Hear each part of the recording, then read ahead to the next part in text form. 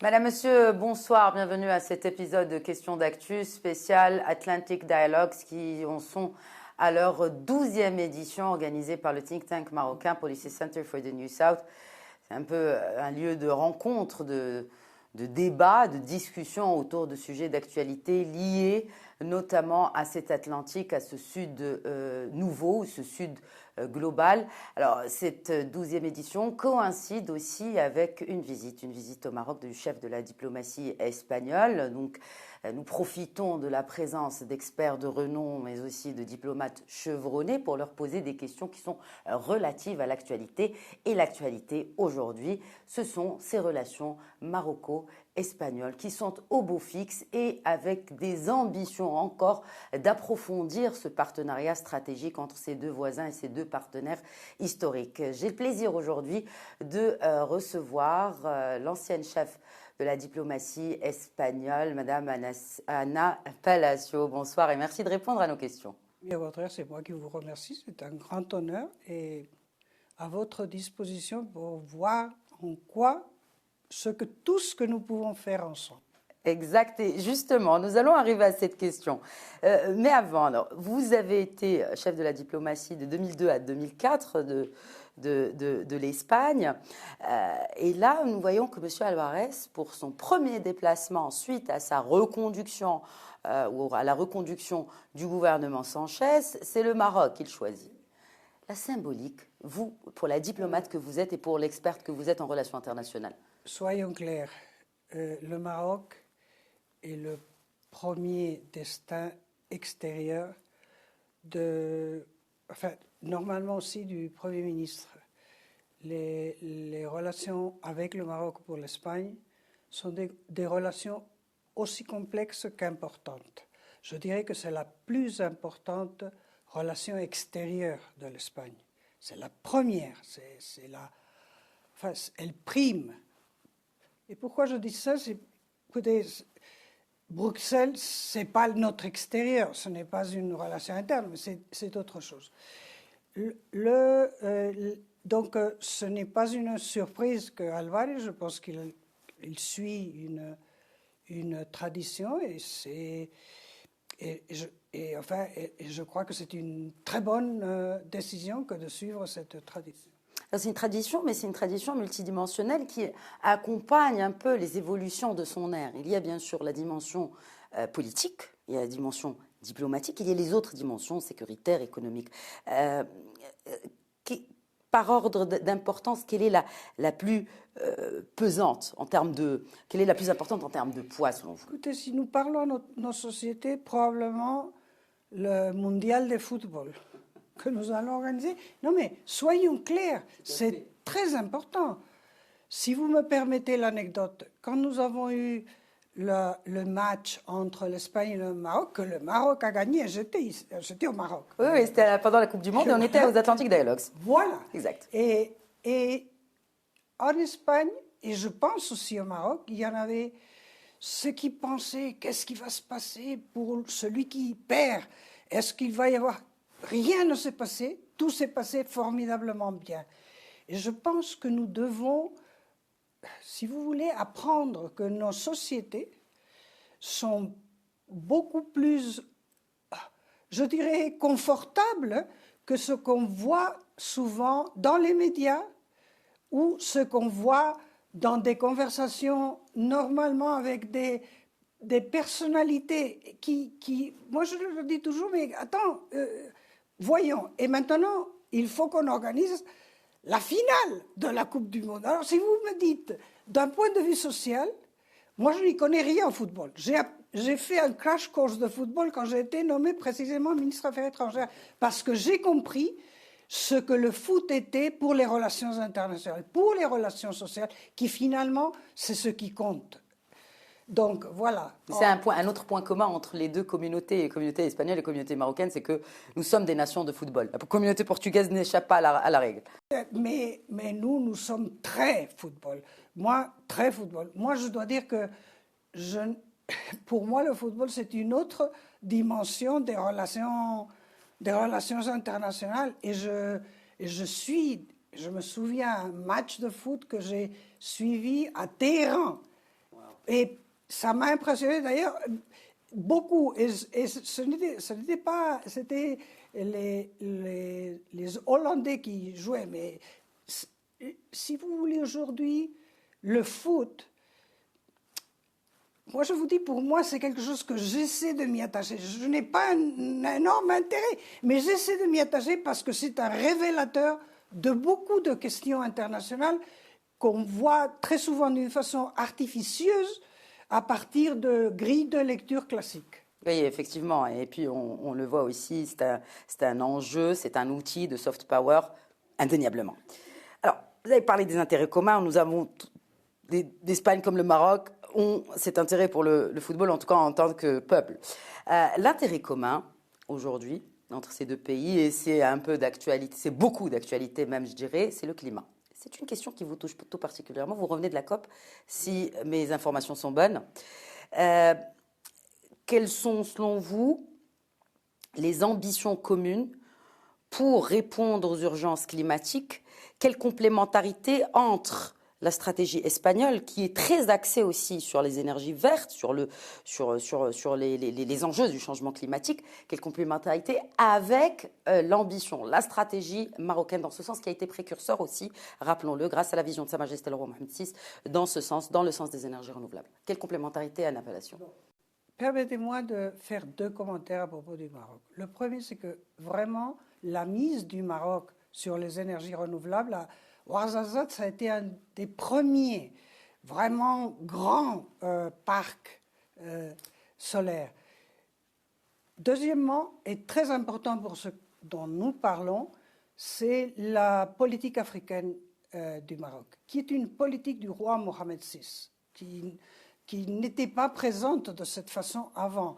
Et on pourrait décliner. Mais pourquoi c'est important? Eh bien, parce que finalement, nous faisons la charnière entre une Europe qui a un tropisme en ce moment pour le Nord et l'Est, qui voit la Russie, qui est, si vous me passez l'expression, je dirais obsédée, mais pas dans le sens que c'est artificiel ou que ça ne vaut pas le coup, non. Mais c'est que dans le monde d'aujourd'hui, on ne peut pas dire le problème est là. Non, le problème il est sur beaucoup de volets. C'est vrai que ça c'est vraiment un défi je crois pour le monde, parce qu'on peut en parler tout à l'heure. Qu'est-ce qui se joue en ce moment-là?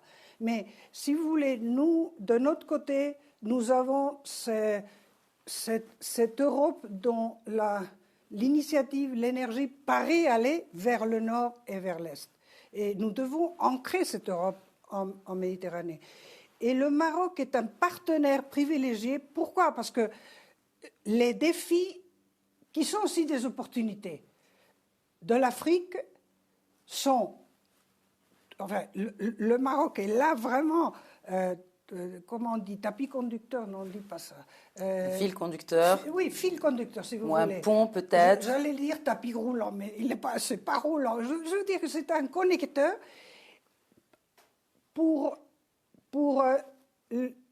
en particulier l'Afrique sous-saharienne, qui est un énorme défi démographique. Et là, je tombe sur votre question de l'énergie. Le Maroc, disais-je, a misé sur la politique africaine et a misé sur les énergies renouvelables. L'Espagne a misé aussi sur les énergies renouvelables. Nous n'avons plus de charbon. Rien, nada, absolument rien.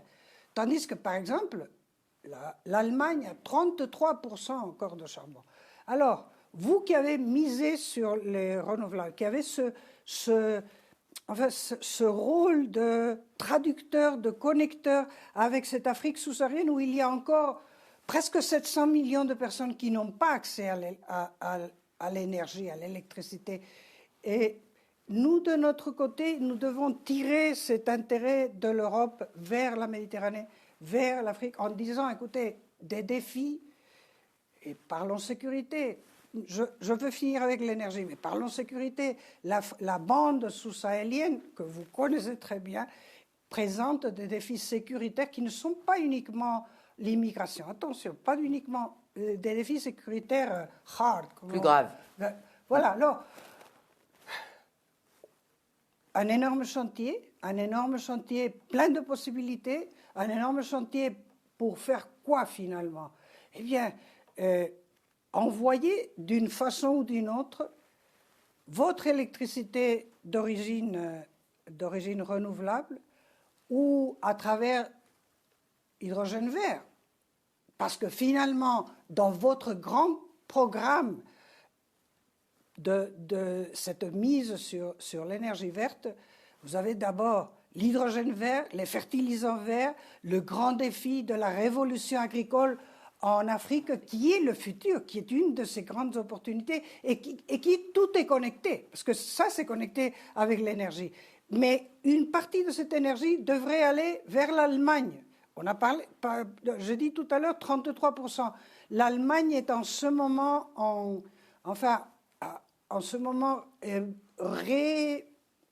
rétabli un mix pour sortir du charbon, parce qu'on parle du gaz, je ne sais pas quoi, mais la première chose qu'il faut faire, c'est sortir du charbon. Aujourd'hui, soyons clairs, aujourd'hui encore, la meilleure façon d'aider la planète, c'est 1 mégawatt-heure de charbon, le transformer en 1 mégawatt-heure de gaz. Évidemment, 1 mégawatt-heure d'énergie verte. Le problème, c'est l'intermittence. Mais là aussi, on est en train de le voir. Et moi, je suis nucléaire, vous le savez. Mais ça, c'est une autre histoire. Et il faut dire que c'est intéressant que pour la première fois, le nucléaire a été mentionné dans les conclusions de la COP comme une parmi la panoplie de solutions. Et ce qui a accompagné cette annonce, c'est l'annonce des Chinois de commercialiser une nouvelle technologie du nucléaire. Donc là, déjà, on a un positionnement chinois là-dessus. Et où est-ce que nous n'avons pas un positionnement chinois?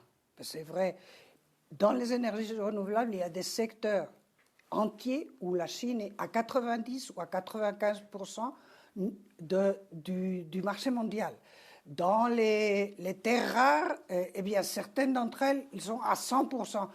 Voilà, alors ce que nous devons faire, c'est équilibrer. Il ne faut pas dire autre chose, mais équilibrer ces relations. Et là, je reviens, le Maroc avec sa politique énergétique et l'Espagne avec une politique énergétique miroir, si vous voulez, eh bien, nous avons du fil à retordre ou du pain sur la planche, je ne sais pas comment. Ou beaucoup d'opportunités, parce que vous avez dit tout à l'heure que pour chaque challenge, il y a une opportunité. Parlons effectivement de cette façade atlantique. Comment l'Espagne voit-elle cette façade atlantique? Parce qu'on parle beaucoup du Portugal atlantique, en appellation. L'Espagne a trois domaines qui d'ailleurs sont présents depuis la constitution de la première secrétariat d'État, qui était la secrétariat d'État comme aux États-Unis, c'était les relations extérieures. Donc pendant des siècles, ce sont trois. L'Europe, l'ancrage à la Méditerranée, et la troisième, c'est la vocation, disons, marine, qui se voue surtout vers l'Amérique.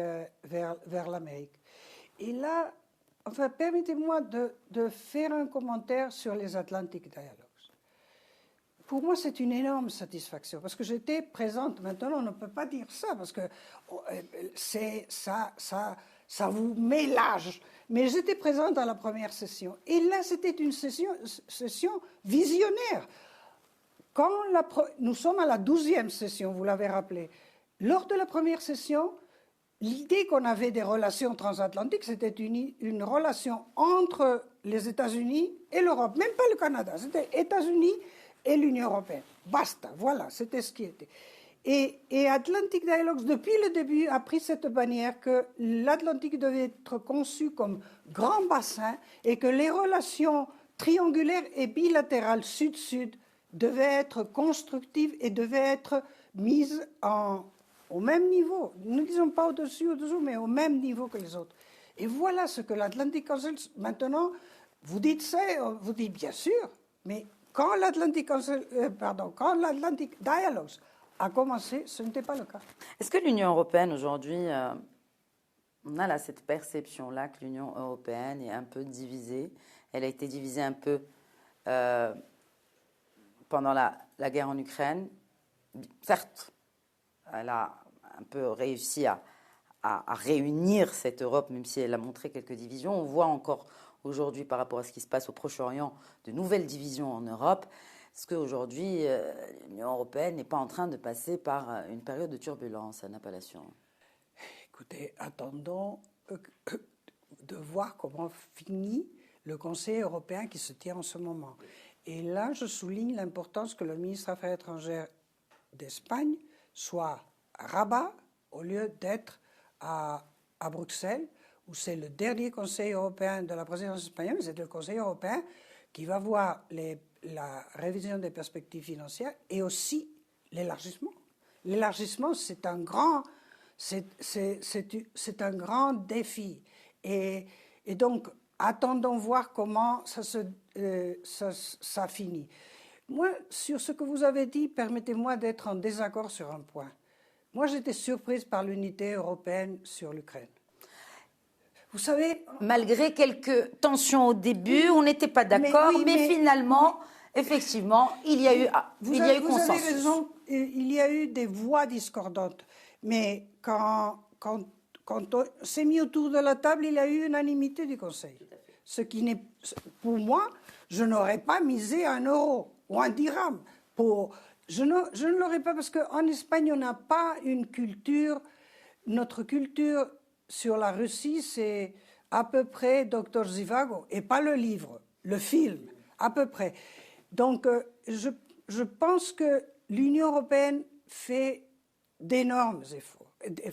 Et l'Union européenne est un énorme succès, soyons clairs. Mais vous parlez en tant qu'ancienne députée européenne, parce que vous l'étiez, vous l'avez été. Non, je parle honnêtement, en tant que quelqu'un pour qui l'Europe a été et est une cause. Une autre cause, c'est la Méditerranée, attention. Mais ce sont deux causes qui vont bien au-delà des intérêts. Et moi, j'appartiens à une génération où j'ai grandi avec l'idée que l'Europe finissait aux Pyrénées. Donc voilà, donc c'est ça. C'est l'Europe et la Méditerranée. Et la péninsule ibérique, elle est là, au-dessus des Pyrénées. Au-dessous, c'est quelque chose. Donc, si vous voulez, moi je pense qu'on est excessivement critique de l'Union européenne, toujours, de la construction européenne. On met en exergue tous les défauts, et il y en a beaucoup, et toutes les failles, et il y en a beaucoup. Mais moi, sur les questions de l'Ukraine, j'étais vraiment surprise, positivement surprise, qu'on ait réussi à avoir l'unanimité au Conseil. Est-ce qu'on pourrait avoir aussi l'unanimité sur la question du Proche-Orient? Là, honnêtement, ce n'est pas le cas. Ce n'est pas le cas, et c'est une question importante, au-delà de la question en elle-même. Ça va créer des craquelures à l'intérieur de l'Union européenne. Et on va voir. Vous parlez de la classe politique ou vous parlez de l'opinion publique? Je parle des deux. Vous ressentez ça en Espagne? Je pense qu'on a moins vu une contestation dans la rue, mais parce que c'est une société différente. Mais je crois que la polarisation que ça a fait dans d'autres sociétés, il faut regarder. Et quand je dis d'autres sociétés, c'est que c'est nous-mêmes, parce que ce qui se passe à Bruxelles, c'est finalement le résultat, notamment, je ne dirais pas uniquement, mais notamment de ce qui se passe à Berlin, ce qui se passe à Paris. Évidemment, ce qui se passe à Pristina, ou ce qui se passe à Athènes, ou ce qui se passe à Madrid ou à Lisbonne, compte aussi. Mais là, Rome, Berlin, Paris, bon, c'est encore un défi. Nous sommes pleins de défis. Mais les défis, il faut les transformer ou les voir. Je ne dis pas les transformer en opportunités parce que ça, c'est faux. Les défis sont des défis. Mais les voir, pas en disant à la défensive, mais les voir, bon, comment puis-je adresser, comment puis-je surmonter. Et je crois que c'est le name of the game, diraient les Américains, c'est le nom de la réalité aujourd'hui. Mais comment les dépasser, c'est d'avoir aussi que la voix soit un peu audible sur la scène internationale. Aujourd'hui, on sent que l'Union européenne, sa voix, elle est un peu cassée si je peux me permettre l'analogie, sur la scène internationale. Est-ce qu'il n'est pas temps de changer cela? Rappelons-nous, l'Union européenne est la quintessence de cette idée. L'objectif, c'est la paix, mais à la paix, on arrive à travers la prospérité, et la prospérité à travers l'échange. Et on a fait l'Union européenne, on dit le marché, non, c'était une vision politique. Mais ce qui est en pointillé, c'est d'ailleurs le même souffle de la globalisation, c'est qu'en apportant, en faisant, en créant de la prospérité, on crée de la paix. Et la prospérité, on la crée à travers les échanges, pas en isolant, en échangeant. Et ça, c'est la question. Le problème, c'est que le monde a changé. Et ce monde qui est le monde qui est la vision, encore une vision, la vision, encore l'Atlantique, de l'Atlantic Charter de Churchill et Roosevelt. En 1941, alors que la guerre était un moment extrêmement compliqué, eh bien ça c'est fini. Nous sommes dans un nouveau monde où vraiment, à la paix, on arrive par la sécurité, parce que ce qui prédomine, c'est la confrontation. Soyons clairs. Alors, évidemment, l'Europe doit reprendre la copie, et nous avons fait la paix entre nous, ce qui est important, parce qu'on sait vraiment, on a mis du sang en Europe dans tous les sens pendant des siècles. Bon, mais on n'a plus le monde enveloppant. Et nous continuons à penser dans ce sens. Il faut ne pas parler de l'autonomie stratégique, mais agir dans l'autonomie. Il faut que l'Union européenne ait une voix internationale. Maintenant, nous avons une toute petite voix.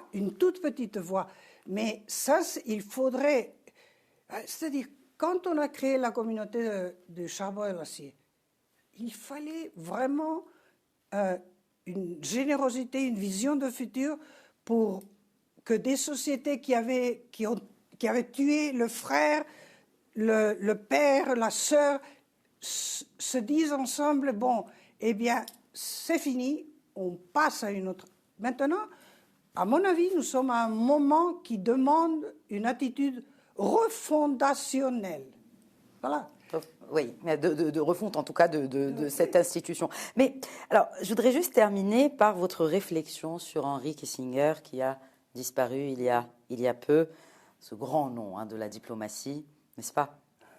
Ça vous émeut déjà. Et vous parlez et je vous cite, 100 ans et plusieurs vies. Oui, c'est un énorme personnage. Comme tous les énormes personnages, il y a beaucoup de facettes. Et moi, j'ai eu le privilège de le fréquenter à une époque assez fréquemment. Je dois dire que je ne l'avais pas vu depuis avant le Covid. Et une des choses qui... Enfin, c'est une des grandes têtes des relations internationales, mais c'était aussi quelqu'un de très curieux. Moi, ma dernière conversation avec lui, c'était sur l'intelligence artificielle. Et ma dernière question, je lui posais, et qu'est-ce que tu penses qu'on doit faire, Henry? Et comme il avait un sens de l'humour extrême, ce n'est pas mon affaire maintenant. Ça, il avait 96 ans. Son dernier livre sur l'intelligence artificielle. Moi, j'admire, parce que j'admire la force. C'était quelqu'un il a vécu plusieurs vies parce qu'il avait cette ambition de vivre, mais pas uniquement d'être un expert, pas uniquement d'être quelqu'un avec du pouvoir. Non, il avait aussi ce côté un peu social. Il aimait bien ce côté social aussi. Moi, je me souviens un jour, je rentre dans un hôtel et je le vois dans un coin qui parlait avec Jack Nicholson. Alors, écoutez, c'est pas évident. Qu'est-ce qu'il a en commun avec un artiste? Eh bien, parce qu'il était intéressé par le monde. Et je vous dis, c'est important à 95 ans s'intéresser, ou à 92 ans s'intéresser à l'intelligence artificielle, parce qu'il s'est mis très tôt. Et c'est ce que vous faites aussi, parce que à regarder vos tweets, Madame Palacio, on voit vraiment que vous ratissez très large. Il ne s'agit pas que de relations internationales, mais de tout. Ça va au climat, au football, tout récemment d'ailleurs aussi. Écoutez, moi, je partageais avec lui la curiosité. Je crois que la curiosité, pour moi, je ne peux pas m'en empêcher. L'envers de la curiosité, c'est que vous êtes dispersé. Et évidemment, il faut être Kissinger pour être capable de... Mais enfin, on essaie de combiner, d'aimer la peinture et d'avoir la curiosité du foot. Et finalement... Lire des romans policiers, tout le monde pense que je ne lis que des choses. Non, j'adore les romans policiers, voilà. En tout cas, on en sait un peu plus sur vous, Anna Palacio, chaque année que nous vous rencontrons à travers ces Atlantic Dialogues ici à Marrakech. Merci beaucoup, encore une fois, d'avoir répondu à nos questions. Je vous remercie et vraiment bravo. Parce que vous savez, un entretien, c'est probablement 50-50. Et très souvent, 60-40, mais 40, c'est l'interviewé. Il faut avoir de bonnes questions. Merci beaucoup. Cela me touche. Merci pour cette reconnaissance, Madame Palacio. Merci. Donc, c'était la première partie de questions d'actu. Je vous retrouve dans quelques instants avec un autre invité de renom pour parler des sujets d'actualité. À tout de suite.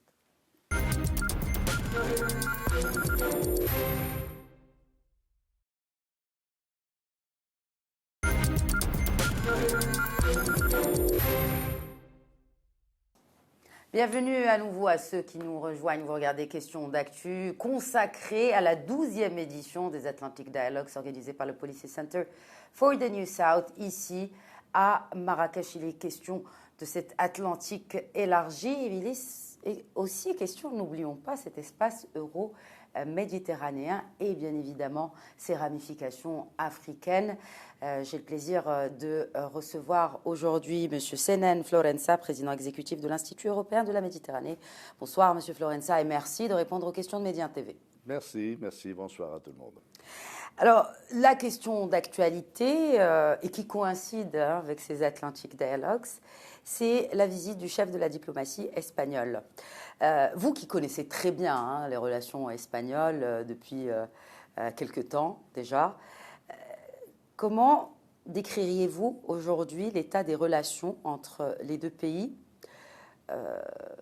Est-ce qu'on peut dire qu'elles n'ont jamais été aussi bonnes depuis quelques décennies qu'aujourd'hui ?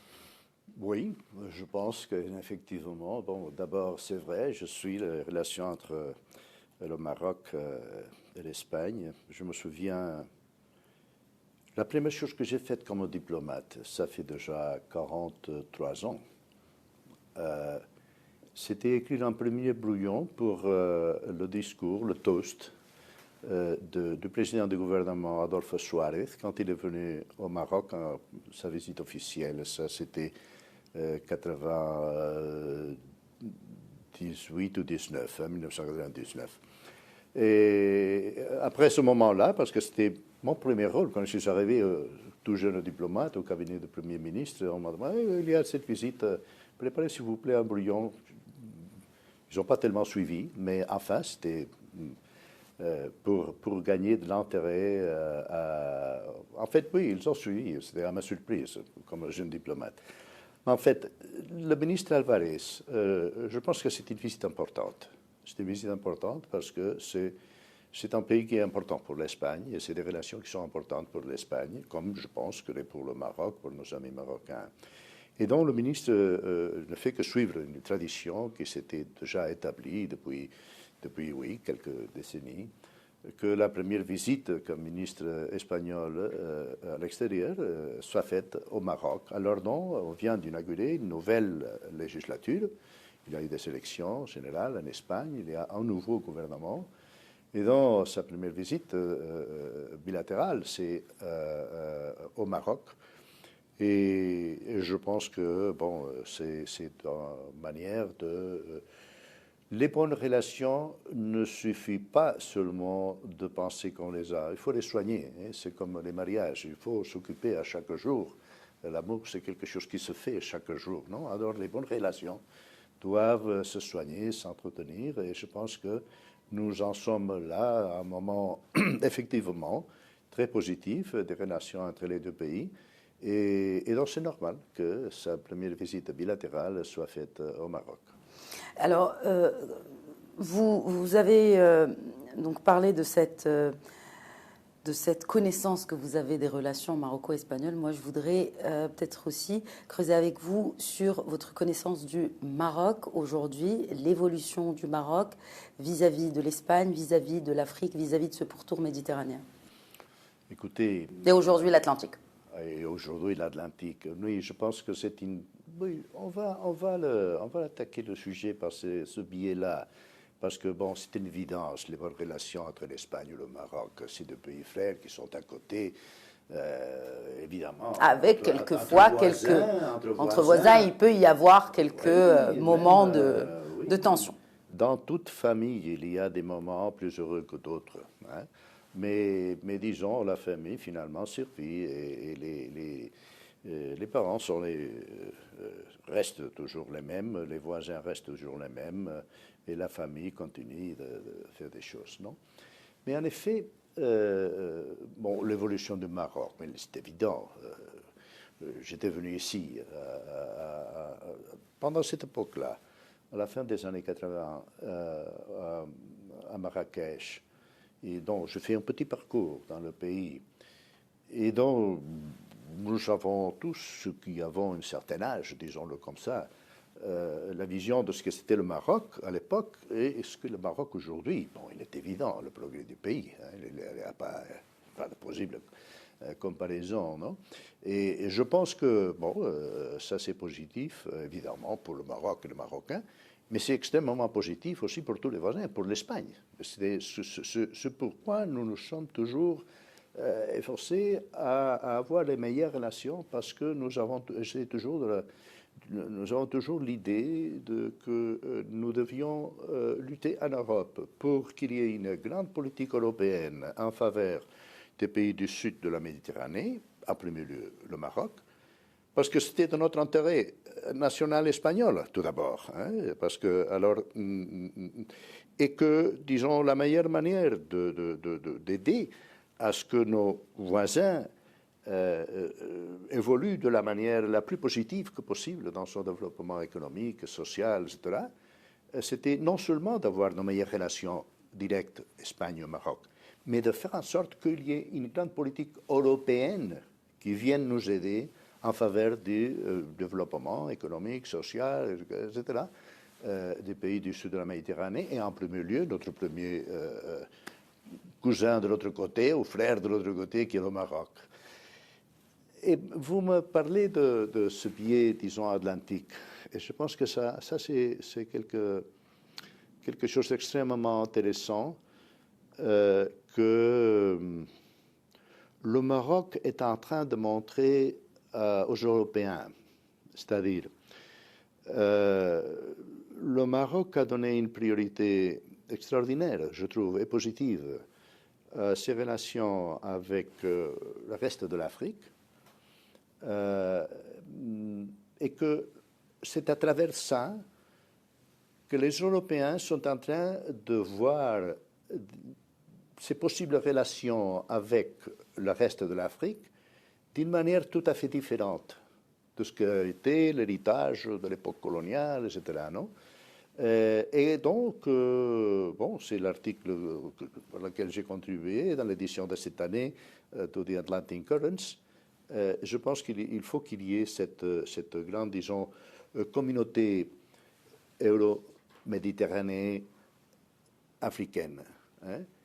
Mais est-ce qu'on peut parler justement, et vous faites bien de rappeler cette 10e édition des Atlantic Currents, qu'il s'agit d'un rapport donc, du Policy Center for the New South avec 30 contributeurs de renom, dont vous-même aujourd'hui. Nous parlons d'un espace euroméditerranéen. Qu'est-ce qu'aujourd'hui l'espace euroméditerranéen? Quand on parle de ce Mare Nostrum méditerranéen face à ces nouvelles ambitions atlantiques, quand vous parlez de voisinage et quand vous parlez de la politique européenne, est-ce qu'il y a aujourd'hui, est-ce qu'il n'est pas temps de revoir cette politique européenne vers le sud? Est-ce que ce projet, est-ce que les instruments ne sont-ils pas peut-être à rénover aujourd'hui?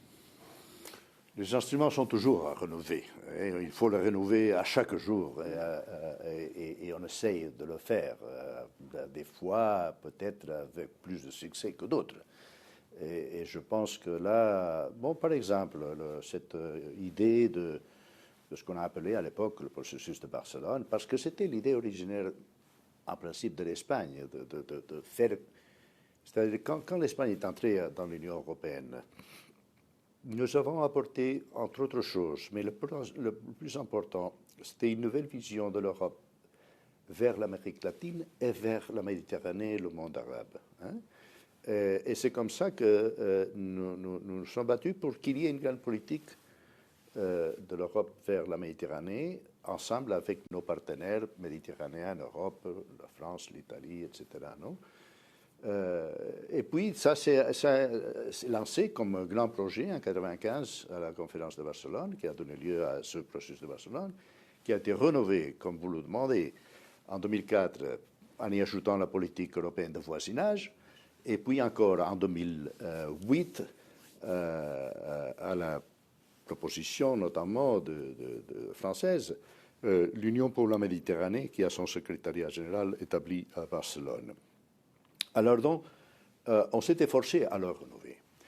Mais c'est vrai qu'il faut toujours le rénover. Pourtant, je pense que les critiques qui s'y font sont justifiées, mais pas à 100%. C'est-à-dire, il y a eu ce partenariat euro-méditerranéen qui s'est développé de cette manière, processus de Barcelone, politique de voisinage, Union pour la Méditerranée, etc. Non? Est-ce qu'ils ne sont pas aujourd'hui obsolètes? Bon, j'en juge pour les résultats. On parlait du progrès du Maroc pendant les 30 dernières années, si vous voulez, ou quelque chose comme ça, non? Ça a été fait ensemble avec l'Europe. C'est-à-dire, évidemment, il y a beaucoup d'autres choses au Maroc et dans les relations du Maroc avec l'extérieur. Il y a beaucoup d'autres choses. Mais je pense sincèrement que la relation avec l'Europe était l'un des caps principaux. C'était la direction fondamentale du développement économique et donc social et donc culturel, etc., etc., sans perdre sa propre personnalité, parce que ça c'est caractéristique d'ailleurs de l'évolution marocaine, garder sa propre personnalité, mais s'ouvrir sur le monde pour progresser. Comment le Maroc l'a fait? C'est évident qu'il l'a fait. Et comment on l'a fait? En grande partie à travers son association avec l'Europe. Hein, parce que c'est avec l'Europe qu'il a plus que 60% de ses échanges commerciaux, c'est de l'Europe qu'il y a il y a aussi d'autres investissements. Mais les investissements vraiment productifs dans des industries, etc., pas seulement dans l'immobilier, mais de créer d'emplois, etc., c'est surtout autre aussi, mais européens, les touristes, où sont les immigrants, d'où viennent les transferts des immigrants, etc. Il y a une complémentarité énorme hein, entre les deux côtés de la Méditerranée. C'est spécifique au Maroc. Quand vous parlez des deux côtés de la Méditerranée, il n'y a pas que l'Espagne et le Maroc, c'est tout un nombre de pays de l'UE. Et est-ce que vous ne pensez pas, moi quand je disais que les instruments étaient obsolètes, ce sont les instruments de l'UE, comment l'UE aujourd'hui regarde son voisinage du Sud? C'est de là, effectivement. Le Maroc, et si vous me permettez l'expression, c'est l'exception qui confirme la règle. J'oserais pas dire cela. Mais c'est, je pense, le pays qui a tiré le meilleur profit du partenariat euro-méditerranéen. Et donc là, je rejoins un peu votre opinion, mais ce n'est pas pour mépriser les autres. Je pense que les autres n'ont pas autant profité des possibilités offertes par ce partenariat avec l'Europe. Et qu'en même temps, et c'est ça l'intéressant, il y a eu cette ouverture du Maroc vers le sud, avec des relations qui sont vraiment privilégiées avec les pays, surtout les pays d'Afrique occidentale, ce qui permet, je pense, surtout au Maroc, évidemment. J'étais ambassadeur en Tunisie, donc je connais très bien aussi le cas de Tunisie. La Tunisie a commencé peut-être un peu avant à avoir des projets euro-tunisiens pour l'Afrique subsaharienne, je pense qu'ils ont presque disparu de ce paysage-là. Et pourtant, le cas de Maroc, qui a commencé en même temps, s'est augmenté. Et aujourd'hui, c'est une réalité splendide, où il y a beaucoup.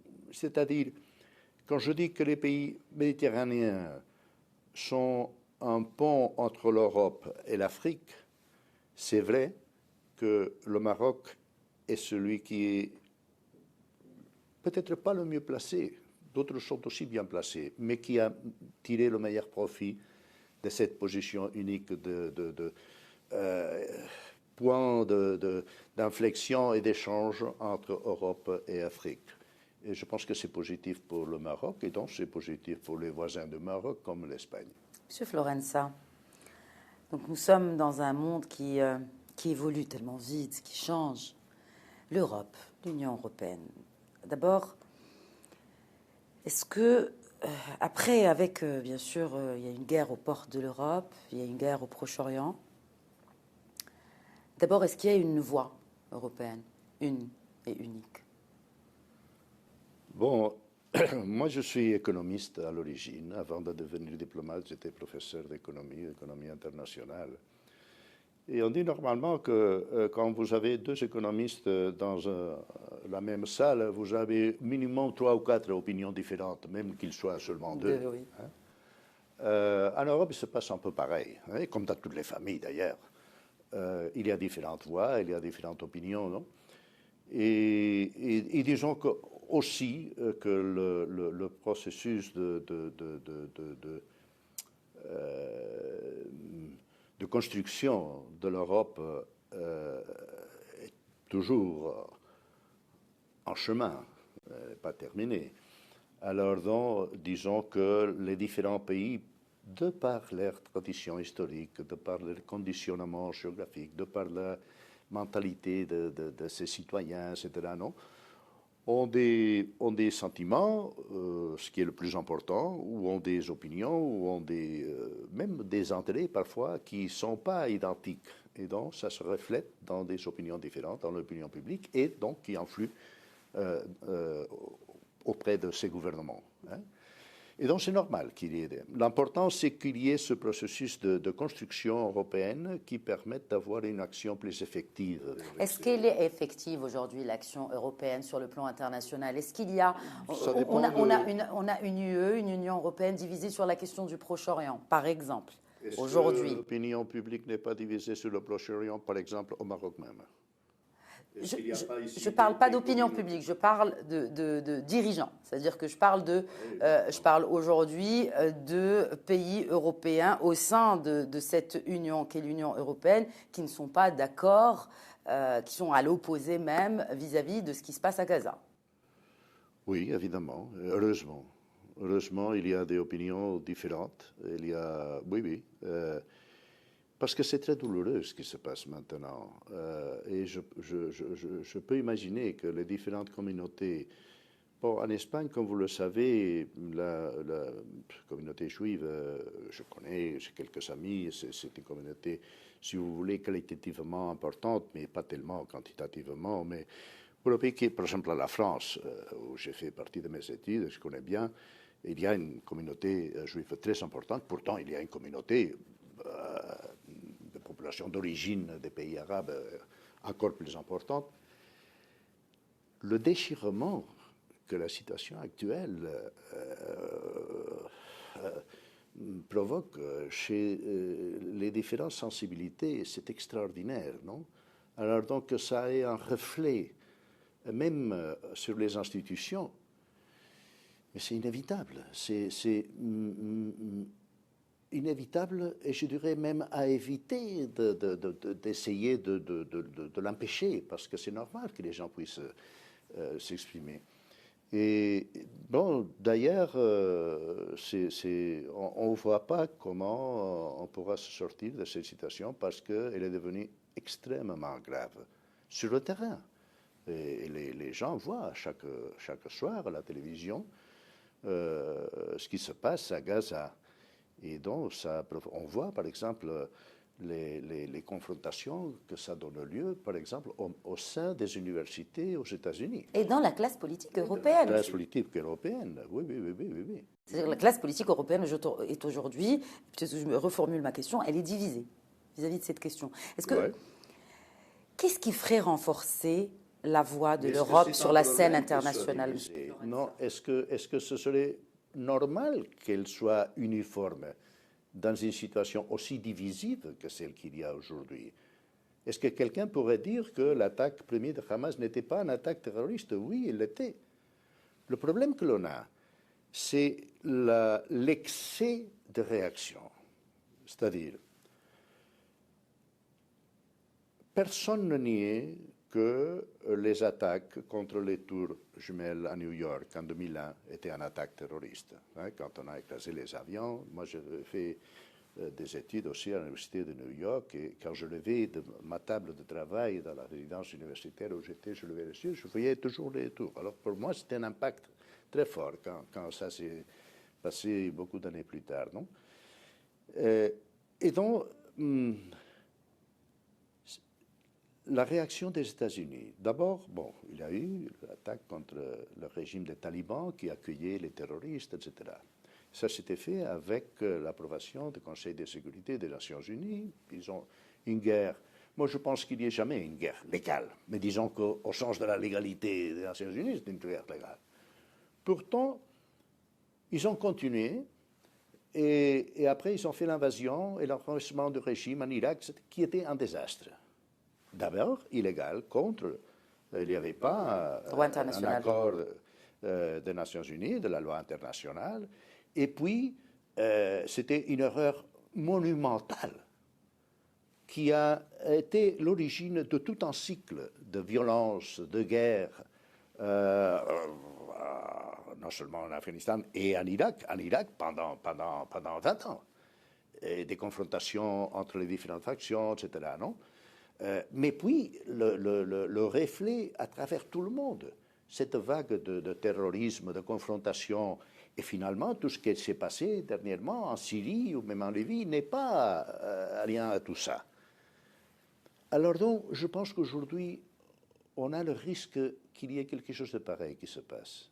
C'est-à-dire, personne ne va nier que la première attaque de Hamas était une attaque terroriste. Mais l'excès de réaction, l'excès, même si vous voulez, l'excès de l'excès, que tout le monde est en train de voir à l'écran de ces télévisions chez soi, excepte le public en Israël qui voit un peu la chose différente parce que c'est présenté d'une autre manière, va provoquer peut-être une vague de violence et d'étranges réactions à travers le monde, et surtout le monde arabe, comme a été cet excès de réaction des Américains en 2001-2003. Alors, c'est grave. C'est grave, c'est extrêmement grave. Vous y voyez une issue? Est-ce qu'encore on peut parler d'une issue? Il y a une initiative, mais c'est très... Il y a une initiative qui consisterait à... Je vois une issue à désirer. Mais si vous me demandez le pourcentage de probabilité, alors je devrais y réfléchir quelques instants. Mais il me semble évident que d'abord, on doit trouver le feu et arrêter la violence. C'est le cessez-le-feu d'abord, oui, bien sûr. Le cessez-le-feu. D'abord, première condition, c'est qu'il n'y ait pas une extension des colonies dans les territoires palestiniens, qu'il n'y ait pas une occupation des territoires par des colonies. Ensuite, il faut organiser la reconstruction et au moins le service public. Et qu'il faudrait que ce soit fait par l'autorité légitime qu'il peut y avoir, qui n'est pas Hamas, qui est l'autorité palestinienne. Mais l'autorité palestinienne n'a pas de légitimité parce que c'est une autorité à laquelle on n'a pas laissé exercer comme autorité. Alors il faut la légitimer par le soutien international. Il faut qu'il y ait un grand soutien international pour que la population palestinienne voient que l'autorité palestinienne est son gouvernement et que c'est la voie par laquelle le peuple palestinien peut se reconstruire. Et après cela, faire les élections. Parce que si on le faisait aujourd'hui, évidemment, ce serait un désastre. Exact. Alors, il faut tout ce parcours. Et ça, c'est un plan qui n'est pas un plan à moi. C'est un plan qui est en train de se promouvoir. L'Espagne est dans cette ligne-là. L'Union européenne a entériné ce genre d'idée. Voici un mois, au Conseil des ministres de l'Union européenne, à la conférence sur le Méditerranée, le Forum de l'Union pour la Méditerranée, ça fait 2 semaines à Barcelone, a approuvé un trajet comme cela. Le comité qui a été constitué par la Ligue arabe et la conférence islamique a approuvé une telle idée. Il faudra la faire progresser. Seulement, peut-être M. Netanyahu a d'autres idées. Et donc, ce que je dis, le danger de cet excès, que la répétition de l'erreur des Américains en 2001-2003, et que c'est le grand danger que nous courons aujourd'hui par l'excès de réaction du gouvernement de Netanyahou, ce n'est pas moi qui le dis, c'est même le président Biden des États-Unis qui l'a dit. Alors donc, ce n'est pas un grand secret que de dire cela. On voit donc quel est le chemin. Mais si même le gouvernement Netanyahou n'écoute même plus ce que lui dit l'oncle Sam, est-ce qu'il va écouter l'Europe aujourd'hui? Bon, je pense qu'à la fin, les choses se décident parfois, disons, par décantation. Alors donc, il y a beaucoup de choses qui... le flux de la réalité jette beaucoup de choses. Mais puis il y a une décantation, il y a quelques-unes que le courant les emporte et d'autres qui planciètent quelque part et on peut construire des choses là-dessus. Alors donc, espérons que ça se passe un peu comme ça. Merci, en tout cas c'est sur ces mots d'optimisme et de sagesse que cet entretien touche à sa fin. Merci beaucoup Céline Florenza. Merci encore une fois d'avoir répondu à nos questions. C'est un plaisir d'échanger avec vous. Merci à vous pour votre attention. Je rappelle donc que vous êtes président exécutif de l'Institut européen de la Méditerranée, ancien diplomate qui avait exercé ici au Maroc et en Tunisie. En tout cas, marhaba bik, toujours au Maroc. Merci à vous de nous avoir suivis. C'était cet épisode spécial Atlantic Dialogues de Questions d'actu. Je vous remercie pour votre fidélité à l'émission. Très bonne soirée à tous.